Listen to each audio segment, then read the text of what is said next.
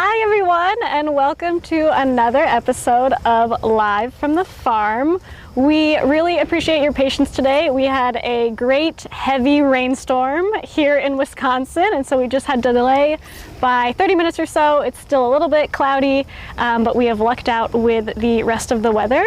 And we are live from Josh Hiemstra's farm in Fond du Lac County, and we're going to stay here for about the next 45 minutes. And Josh is going to talk about the ways he's adding annual and perennial forages to his cropping rotations. And we're also joined by Becky Wagner, who's an agronomist with the county's Land and Water Conservation Department. And before I hand things off to Josh and Becky, I just want to briefly introduce myself and our team here. So I'm Lydia English, and behind the camera here is Jason Tetrick, and then manning the headquarters back at PFI is Nick Odie. We are on YouTube today, and we would love to hear from you all that are viewing with us live. So if you're out there watching, why don't you put where you're viewing from into the live chat box. If you don't see the chat box, you might have to make a YouTube channel, which is just a fancy word for an account. It's pretty slick, but we would love to hear your questions for Josh and Becky today and your comments. So please don't be shy and put those in the chat box. So Josh, Becky, thank you both for joining us today. Becky, why don't you start by just introducing yourself and maybe what you do and how you know Josh? Okay, I'm Becky Wagner. As Lydia said, I'm the agronomist for the Land and Water Conservation Department. Been with them for about 22 years now. Prior to that, had fertilizer experience with several different co-ops as a certified crop advisor. So, but to get to where we are today, I've known Josh since he's been like 16. And that's when I met him, when he was doing a event at the high school in town here, near here, and so passionate for farming. And I often thought him and his dad were really feet forward type farmers, and I always call it feet as farmers.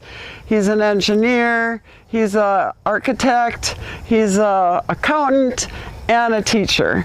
And so putting all those things together, and as we talk about different things throughout the next 45 minutes, you'll understand how he's doing his conservation system to make his farm profitable, and being very calculated and thoughtful while he's doing those programs. So that's all I've got, and we'll give it to Josh. I'm Josh Hiemstra. I farm, I guess I'm the third generation on this farm. Was started by my grandpa Nano and grandma Alice and rest of the family. My dad Robert is still a partner with me, and I'm married to my lovely wife Roberta, and my two kids Mason and Cassandra. Hoping that maybe some of what I'm doing is going to rub off on them and they'll have interest someday, but it's an industry of passion, and so they have to find their own passion for it, and so we'll see what happens, but that's very near in the future. So as they said, we're dairy. We do raise crossbred beef, and what kind of makes our operation unique is we sell corn silage and some other forage to two neighboring dairies, and then we take the manure back in return. So we have, for the amount of acres we run, we're very, very forage heavy. Prefer to be in forage and not grain. So I've been farming for 20, like Becky said, over 20 years, and kind of self-taught in agronomy, and started learning about cover crops and soil conservation, nutrient planning, and so each year try and get better and learn something new. And I guess the fine people at PFI and the county wanted to learn more about what I'm doing, so that's why we're here. We're standing in what was winter wheat this year, and we got around 80 bushel of wheat and then we took the straw off that we use on the dairy, and then I planted a 5-way cover crop mix, one I've used for a couple years now. It's peas and oats, radishes, clover, and sunflowers. They all got a purpose. The oats are a good biomass producer. The peas put some nitrogen in and suppress some weeds. The clover is something that will be green next spring, that will spray off before we plant corn. And then the sunflowers are symbiotic with corn, and they also bring a fair amount of zinc up and add diversity in both the canopy and the root structure. And then the radishes are here for not as much for compaction, but to sequester nutrients. And I guess if you can pan the camera over that way, you can see where we spread pen pack yesterday from our beef lot. And that's why the cover crops. We just had a 3/4 of an inch, I would guesstimate, rain. And I no longer worry after we spread manure if I spread it into this cover crop canopy, because it's going to hold it and it's going to cycle it and it's going to sequester it for when we plant corn next year. So that's the main reason I plant the cover crop. Is I just don't worry anymore about spreading manure and all the bad things that could happen because I have the cover crops. And Josh, can we see some of, maybe Jason Sure. can zoom in on some of the species? Sure. Like I see there's a sunflower We got sunflower, here. the top of the tillage radish. You can see the clover sprinkled in here. And then of course you got the leafy oats. We planted about 55 pounds was the mix. The peas and oats, the predominant amount, oats probably most of it. The radishes just a couple pounds. The clover about 5 pounds. With the way I established it with a drill, I don't have a legume box. So the farmer's elevator, who I get my cover crop seed from, they mix it in their blender and put it in a pro box, and then we fill the drill. And without having a legume box, I've done it quite a bit. It really works quite well to get the clover established. If we have time, there's a field where I established it last year with that drill. But we were talking before the event. For me, it's important that as soon as the straw is off the field, that we get it planted to take advantage of the growing degrees we got in the summer to build more biomass. For me, having wheat in the rotation, obviously I have a use for it for the straw, but it's also important. It breaks up the corn on corn because we sell a lot of silage, and it allows me to basically regen my soil every 5 or 6 years by rotating it around.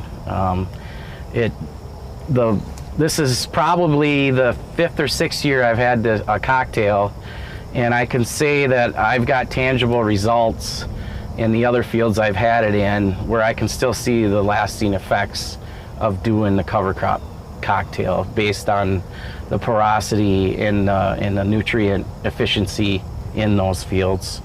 I guess we were also chatting, and I maybe made the comment, I do apply manure, but other than that, there's very little added fertilizer, just a little we carry on the planter to get the crop off to a start when it's cold. So basically, there's the cost of the seed, but you're basically getting a free corn crop next year. So that's another reason why I do it. And it's just a great place, especially in our northern climate, to really get the cover crops working and really take advantage of all the benefits of diversity. So Josh, they're getting corn is going to be here next year. Yeah, silage corn. Silage corn. So yeah, you mentioned that you're using the wheat and the cover crop to break up the corn on corn. Is your rotation then, what is your rotation with the wheat? Do you have a set rotation? Are you maybe not yet? You're still figuring it out? So we don't really have a set rotation per se. I'm a planner by nature. I'm always trying to be ahead and planning and It used to be, oh, I got to have this many acres of this and this many acres of that, and now I kind of do it by feel. It's more art than science, but I do try and move the wheat around on all the different rented farms we have, and then again on the home farm, because so typically it would be every 5 to 6 years. In some cases it'll be 4, but I try and spread the benefits of it around to as many acres as I can. But while this particular field was alfalfa for 3 years, we planted silage after first crop 3 years ago. 2 years ago it was silage again, and then I no-tilled the wheat in last fall, and now the cover, and then it'll go back to silage. So it's within a 4 to 6 year rotation, and oftentimes it's 3 or 4 years of corn, and sometimes there's some alfalfa along with it, depending on the situation. And I see, Becky, you put some of the cover crops here on this garbage bag, maybe to show what they look like. Yeah. When did you plant this again? It was like the 30th of July. It was the very end of July. So in 3 weeks growth, and you see how much biomass you're already getting from just 3 weeks. That's where the timing of, as soon as the wheat comes off, he got it planted instead of waiting, because when we were waiting for the rain to go away, we were talking about the timing and the day length, because we're losing about a good 5-6 minutes a day now. Yeah, it's a good hour to 2 hours a day from when I planted it. So we're losing that photosynthesis timeline, and so in order to get this biomass to really branch the roots out, and now with the rain it's harder to see all the roots and the channels and stuff, but that's really key on wanting to get the plant in sooner than later, when and then the luxury of being able to get those different species planted as well, because when you get to about the end of August, you're not able to plant some of these species anymore. So look at the biomass already on these. So in past years, now this year, because we've received ample amount of rain, and our hay was more plentiful, we do take this for forage. This particular mix, I've done peas, radish, and triticale. I've done radish and spring barley. I've done peas, oats, and radish. And so what we like is the ability, if we would need feed in the fall, we wouldn't be spreading manure here. And we can make this feed around the 1st of October, right after the killing frost. And we can, if you get it in the end of July, first part of August, and you've got fairly good growing conditions, we can generate a good 2 to 3 ton additional dry matter pounds per acre for alternative forage.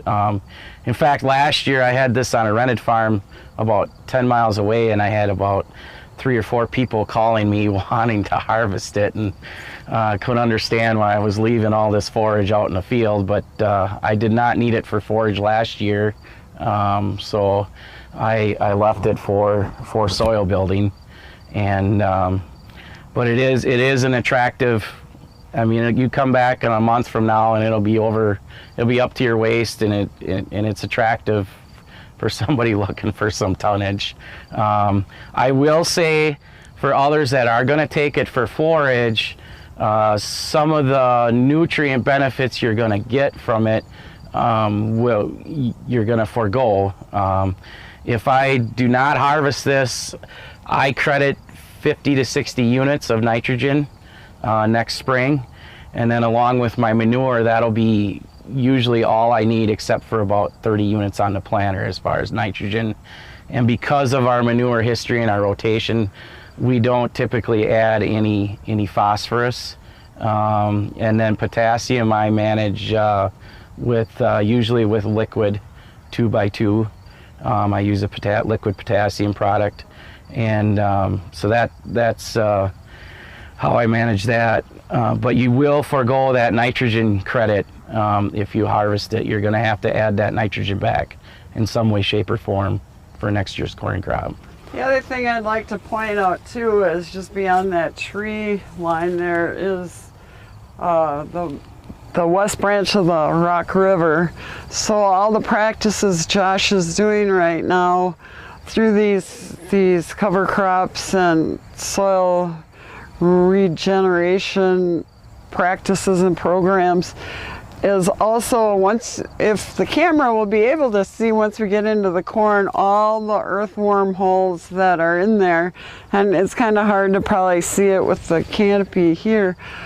But when we just got that rain event less than a half an hour ago, and there is no water standing whatsoever except in, you know, a few little pockets.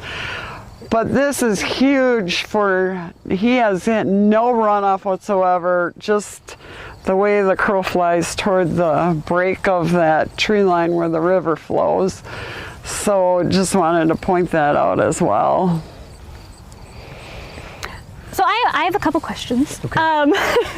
So you mentioned you might take this as forage if you need it. If I need it, I always try and plant my covers, summer covers, with the expectation that if I need to forage, I can take it. Great.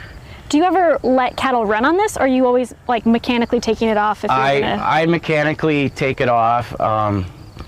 We're long past the days of fencing around here. And so being we have our own harvesting equipment and storage, it makes it a lot easier. But yes, this would probably make awesome grazing in about 6 weeks after the killing frost.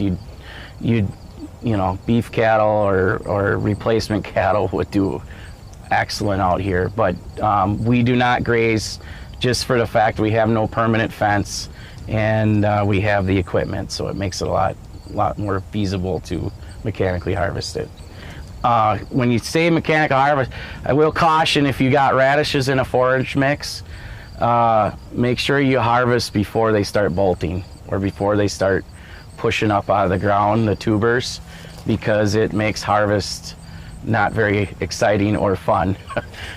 So when we do take it for forage, we make sure that we time it to obviously you want the forage quality, but we also want to get it before those tubers start bolting, or it makes mechanical harvesting not an enjoyable experience. That is good to know. I'm jumping around a little bit, but I'm also curious, are you always planting your cover crops with your small grain after harvest, or have you tried any like frost seeding of clover into your wheat, and sort of why or why not do the post-harvest versus the interseeding, if that makes sense? I have traditionally always planted it right after the wheat harvest. I do know of others that have frost seeded, and I actually tried it on a small acreage this year with, it was actually a cocktail, about a 5-way cocktail, and I just didn't get the results I was happy with. That's not to say I'll give up on it, but being we take the straw, it makes more sense for us to do it this way. But if it's somebody's in a cash grain situation or is leaving the straw, I definitely think underseeding is a viable option. You just have to manage your wheat a little bit differently than maybe I have been. So up until this point, I'm doing it this way. I'm going to play with the interseeding a little bit, but it's probably not one of my goals at this point. And what is the fertility like on the wheat? How much are you putting on for the wheat? As far as the NPK, I don't put any additional P or K on, and the N is kind of based on what the rotation has been and the manure history. We do take second and third year credits in our nutrient plan, but typically I'm going to have to use about a pound of additional manure or nitrogen to get a bushel of wheat.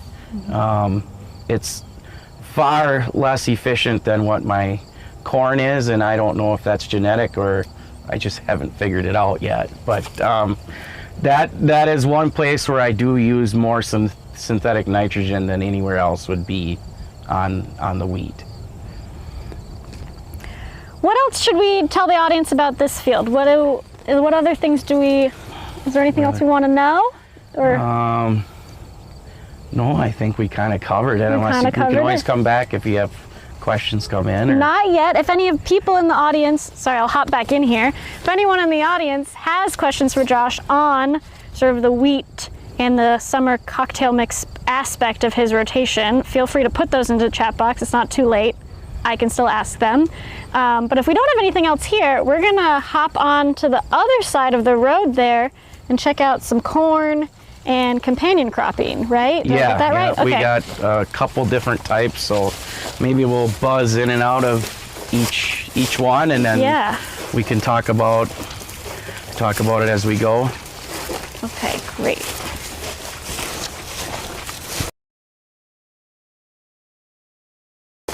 And maybe, Josh, you can start by just talking about, what you're doing and then why you're doing. Days I asked myself that. What am I doing? But no, this corn, you made a comment how tall it was, and we plant our corn predominantly for silage. We have 400 acres of corn, and 3 out of every 4 acres almost goes for silage. So we are planting more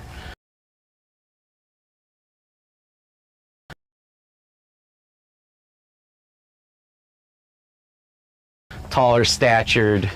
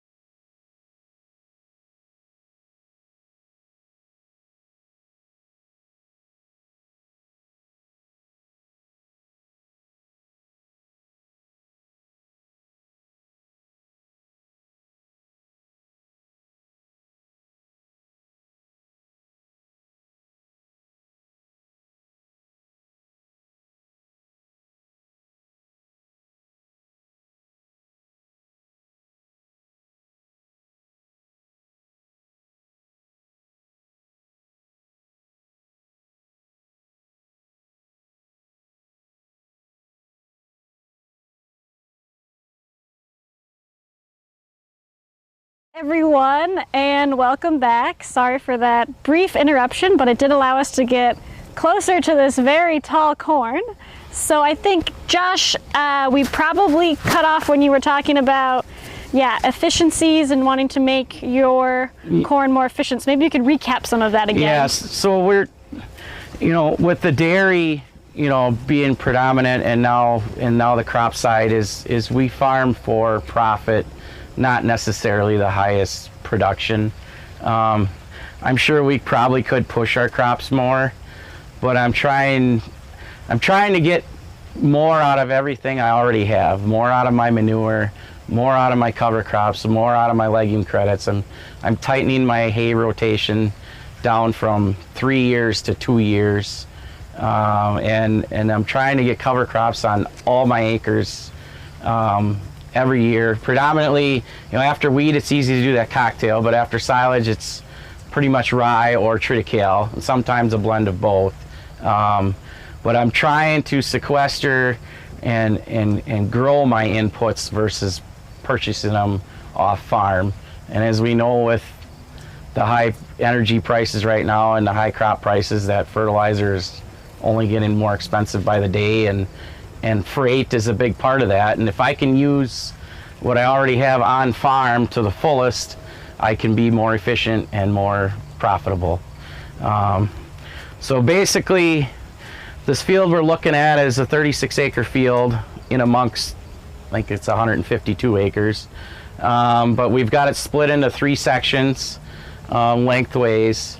And so what we did is we're looking at not only the yield results from this year when we get them in quality, we're going to test for silage quality and digestibility, but we're looking at the long-term effects of what we can possibly garner when we go back to corn again next year.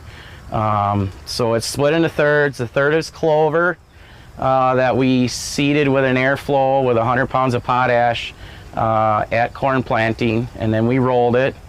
A third was interseeded at V5, clover, radish, and ryegrass. And then a third is actually Roundup Ready alfalfa that planted right after we planted the corn with a brilliant seeder.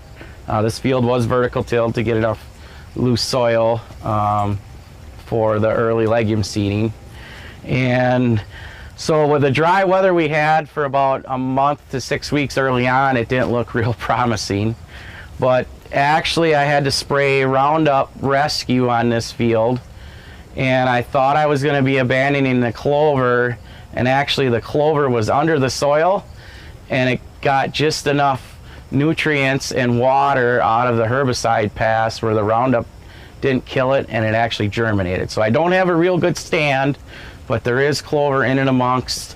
The interseeding and alfalfa look better, so I don't know how you want to handle. Well, yeah, let's just want to take a peek in with a camera. Yeah, let's see if we can. This is a little wider road here. We won't go too deep. We don't want to lose connection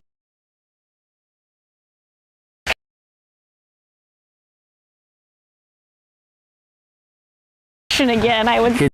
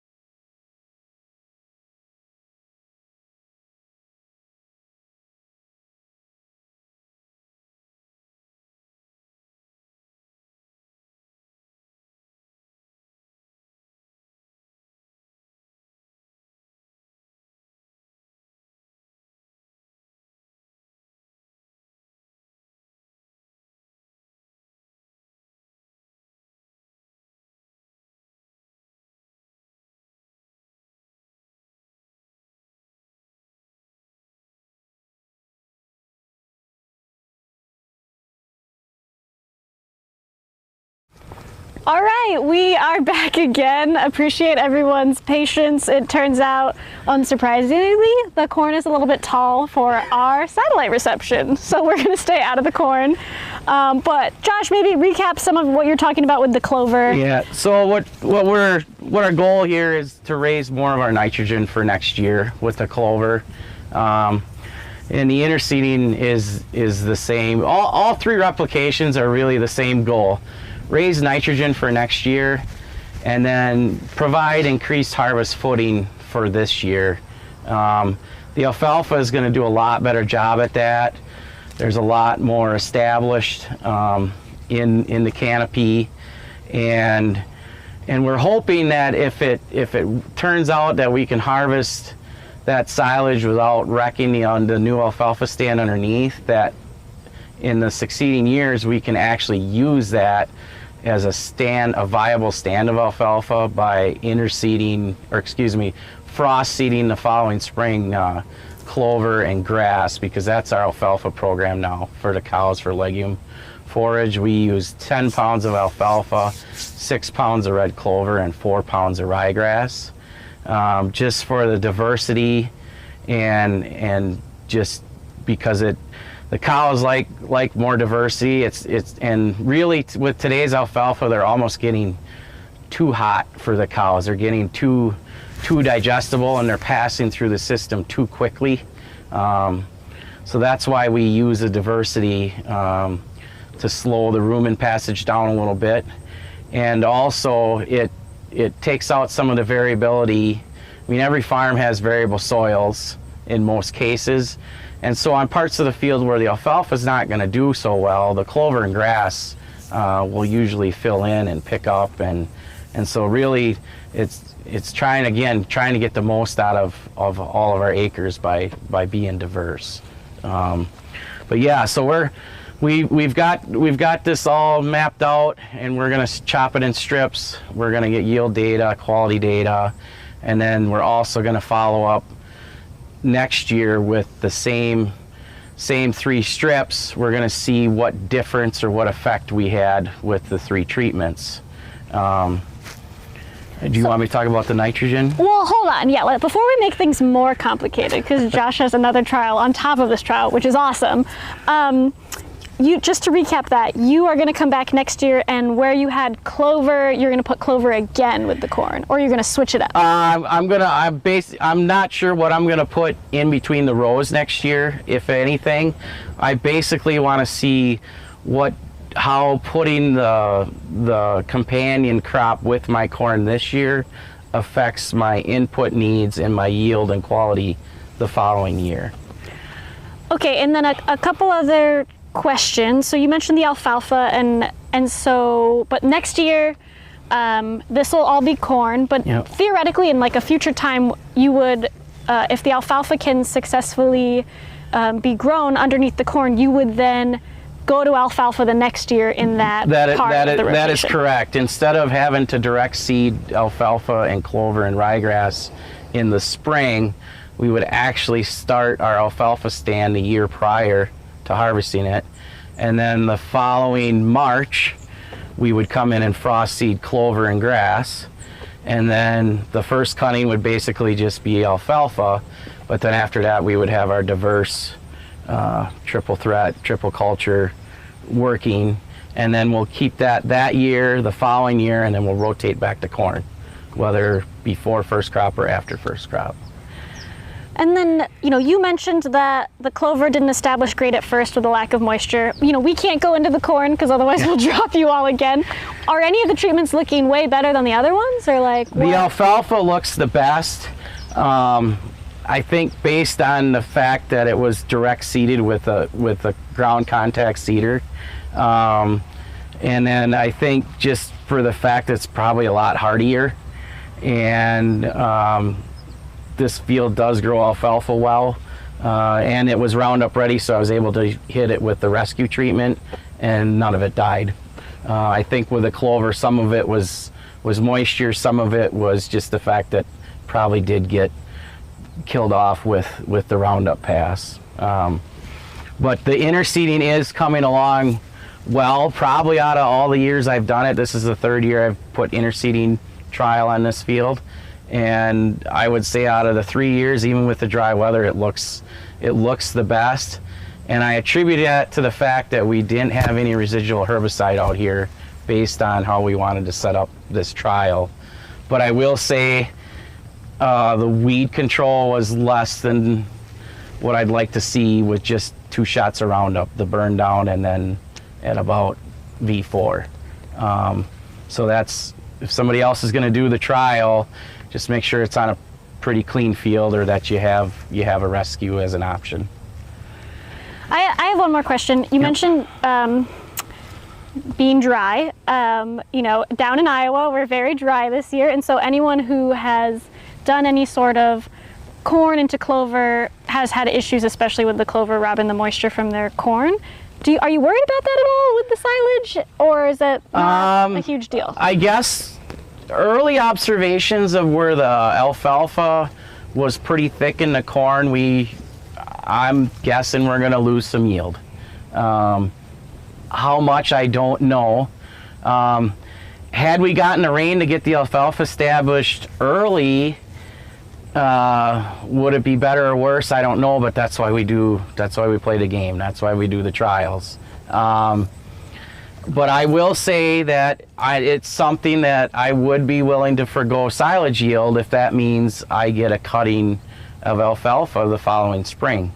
If you're talking about another 2 or 3 ton of dry matter alfalfa, you're talking about another $200 to $300 an acre, because I'm getting that extra cutting in the spring and I'm not having establishment costs. So I can afford to lose the $200 or $300 an acre in silage value, and it's really a win-win for the health of the soil and keeping the ground covered. And especially when you talk applying liquid manure after silage harvest, well, if you got an alfalfa stand there, great, you don't have to worry about it running off or leaching away. So that's really why I would consider, I'm hoping that this is going to work out long term. Do you want to go into the nitrogen stuff now on top of these trials? Because it's cool, but yeah, why don't you explain? I can just briefly explain. So on top of these, what we were theorizing is, would we get any nitrogen this year from the newly established legumes and covers that we put in this field? I don't think we're going to, but this field is typically a field when we pull our side dress nitrate test, it never calls for additional nitrogen. We always have enough parts per million. But so what I did is I used, it's basically 4 treatments. Treatment number 1 is nothing, good old-fashioned biology. Treatment number 2 would be 12 gallons of 2701 liquid nitrogen. It's a slow release. That's what I would typically apply to my other corn acres that called for additional nitrogen. The third one, I dialed back that 2701 and I added 2 gallons, and I added 2 gallons of QLF's Boost. It's 4032, I believe, and it's based on cane molasses, and I use it all over on the farm this year, and I'm really happy with it. It's the sugar and that nitrogen synergize, and it looks wonderful everywhere. But I have it in trial here, and then the 4th replication was basically a biological replication and it's 4 gallons of the Boost, 4 gallons of a compost extract, and 4 gallons of water. So I'm hoping that biological treatment really competes well with the other 2 treatments, because it prices in great, and I don't have to worry about nitrate leaching with the biological products. So evidently I'm doing good enough to bring the cranes in. I don't think our audience can hear that, but it's nice. They can't? Well, there'll be turkeys and deer and other animals shortly. So. Well, we can hear them. It's pretty nice. That's great. I'm looking forward to hearing the results. Yeah, and I will share with your group or whoever, the county will get that trial, and I'll get them, and so I'm excited to see the results, and I do think there'll be some tangible differences. Yeah, and so Becky, maybe you can talk about how the county is supporting Josh and these. Is he doing cost share? Is he doing? Well, it's good that you asked that. As I said, when I've known Josh since he was 16, we started kind of a grassroots thing way back in the late 90s. The Rock River watershed that Josh is part of didn't have any funding like some of the other watersheds had. So we applied for some grants, and we got them planning seminars, and thus then we did all the manure spreader calibrations and things. So then I was gonna, before we got cut off, I was gonna say that there's a field just on the west of his building proper there that he had cover crops in, and I don't know if that was your first. Oh, is that when I had the spring barley? Oh yeah. You had the spring barley, that would have been 5 or 6 years ago.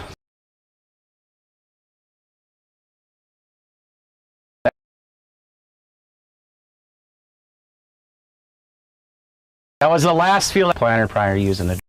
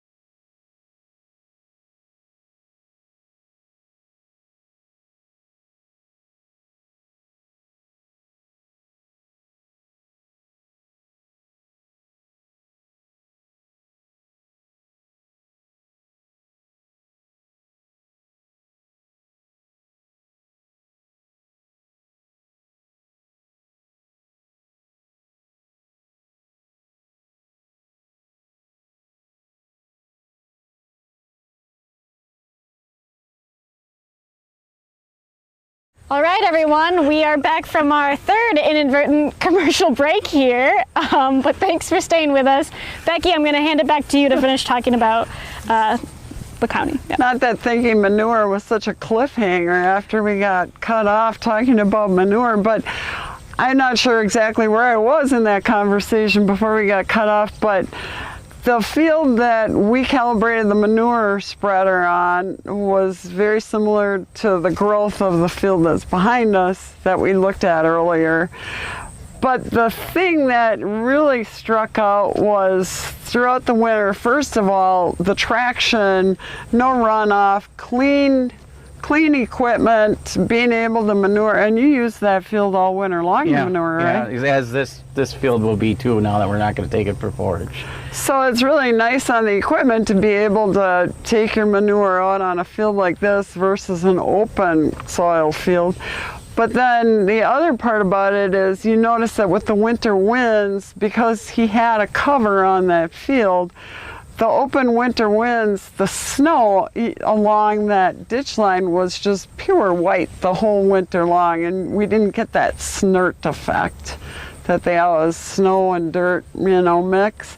So that was what was really kind of the number one thing that we found out is another advantage to having cover crops for winter manure hauling with your bed pack manure and that sort of thing. So, and then the following year you planted corn in there. Yeah. I don't remember the yield offhand. Yeah. It was my guess that was my first success, I'll say, with a cover crop cocktail. It was the first time I used the drill. At that time it was only a lowly 15 and it took me forever and I hated it, but I got it done, and that was spring barley. I think it was probably like 35 pounds of spring barley and like 5 pounds of radish. And I think that spring barley got like, what, that's all? Yeah, it was just a tremendous amount of biomass, and really it rescued that field. It had been canning peas. We have a lot of local canneries, and they came in once when we had 2 inches of rain and they just tore the field up. I mean, I had ruts knee deep, and it actually rescued that cover crop rescued that field. It was never right until I put that cover crop in and made the soil tilthy again where they had wrecked it. So that's kind of what really got the ball rolling when you have a success. And then in the following year I used the corn planter, 15-inch rows, half peas, half radishes, and that turned out tremendous. And then I started with the cocktails that we could use for forage in the drill, because we had so much biomass, and there was times where we thought we could use it. And so now it just seems like we kind of add a species every year, but you have to watch cost in the end too. I know I can get my cost, I got about $50 an acre stuck in it, but I know I can get my cost out just in nutrient sequestration, nitrogen value in the first year, but the benefits persist after, and that's the intangible number. But we are trying to go for diversity both in the covers after wheat. Now we're doing the companion cropping, the interseeding, and then this would be my new seeding from this year, which is the alfalfa clover grass mix. So we're trying to use diversity to speed up the process of getting our soils more healthy and more efficient and more profitable. So then that kind of leads us to where we were this year as a team at the office. We had some funding that we wanted to try a new program. So this is our launch year with it, where we have 8 different things that farmers can try on per se. 8 on the list, 8 or 10. But anyway, different practices where they could just apply for the cost sharing, and we had different price points based on the different cost sharing practices. But we had, you did pretty much all the interseeding. Yeah, ones, I did the interseeding, reduced tillage, rye cover, companion cropping. I think I hit like 6 out of the 8. 6 out of the 8. We have alternative forages, which another one of our landowners before we went live, we were talking about his system.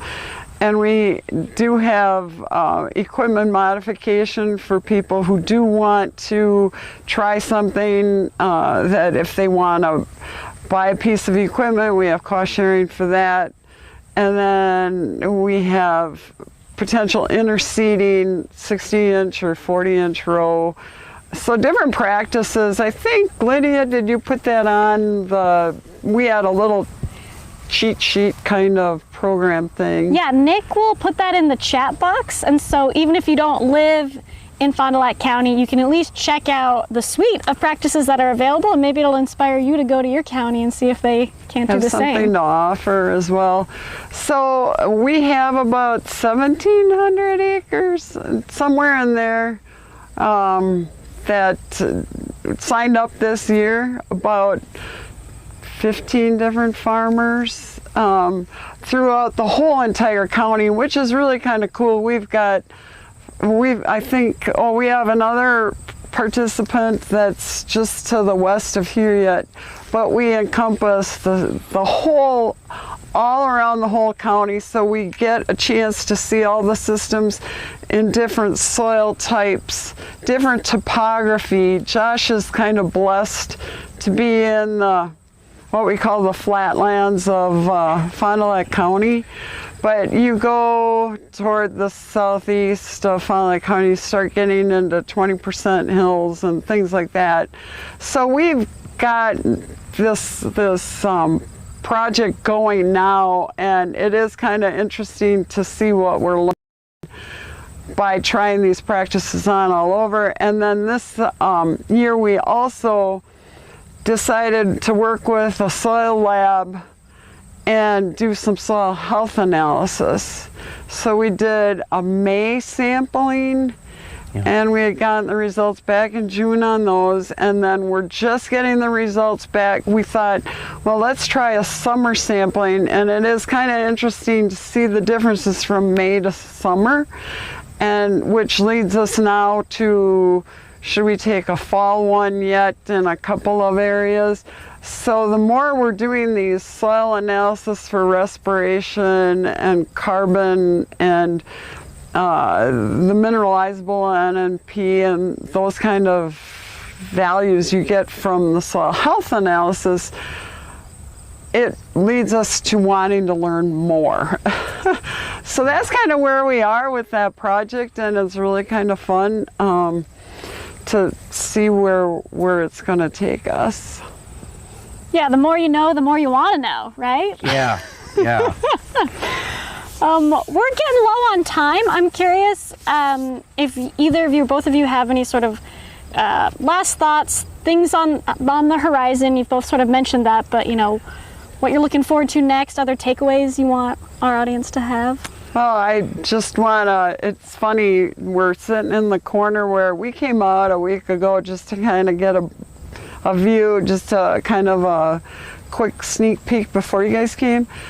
And I was watching the cranes go out through that field, and that's Josh's permanent grass field that it's kind of a Buffer. Grass buffer. But what was it? You were trying to plant corn in there for years and years and years. I mean, we've done that, and probably we farm 790 acres, and we've got about 10% of it in permanent grass buffers. It's not in CREP. It's not in CRP. It's in some cases it was a landowner issue. They didn't want to sign for long term for CRP or CREP, and because we have the cattle, we just decided we're going to seed it down into grass and clover, a couple different grasses and red and white clover, and we just harvest it twice a year, and it pays the land rent, and we don't stick anything into it, and we've got, you know, it's not free feed, it's the cost of the land, but we get feed on it, and it's I guess it's good for the wildlife. It's good for my peace of mind because it is a buffer should something decide to move off site, and it's actually leading me into a spot where we're, you know, for the future we're planning on doing a pollinator strip. We think that's something important to do, and so really for the future for me it's just kind of building on what's worked in the past, and you know, what specifically, I don't know. We continue to evaluate different biological products.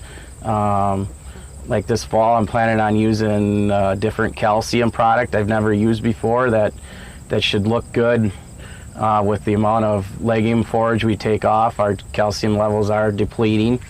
But at the same time, it's kind of redirecting my agronomy budget into something I know pays back and I know is going to work, and so that's why I do all the trials, because a lot of stuff doesn't work, or it doesn't work on my farm, and so I want to know when I spend $1 that I'm going to get it back and then some. So that's really, I guess, my parting thoughts is we're going to continue to build and continue to evolve and continue to put healthy soil at the forefront, and see where it takes us. That's great.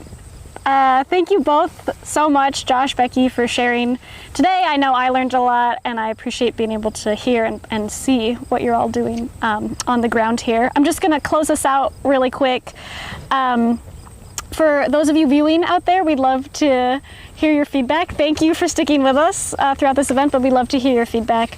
We read all of our evaluations, and it really helps drive our programming. So there's a link in the description below the video, so please just click on that and let us know what you thought of today. I also just want to close out with a few notes about Practical Farmers of Iowa, in case those aren't familiar. We're a farmer-led nonprofit based in Ames, and we really believe that farmers are the experts and should be sharing knowledge with other farmers in their community, and so that's why we have on-farm events like this with Josh. And these events also would not be possible without our sponsors, so I just want to give a quick shout out to the Iowa Farmers Union for helping sponsor our series of Live from the Farm events this year. We are going to be back with another episode of Live from the Farm in 2 weeks, so September 7th, where we'll be in Decorah, Iowa with Eric Sessions. And speaking of pollinator habitat, we will be talking with Eric about some of his pollinator habitat that he is integrating onto his farm. We also still have some in-person events yet this summer, so head to our website, practicalfarmers.org, to register for one of those today. Until then, stay dry, stay cool, and thank you all.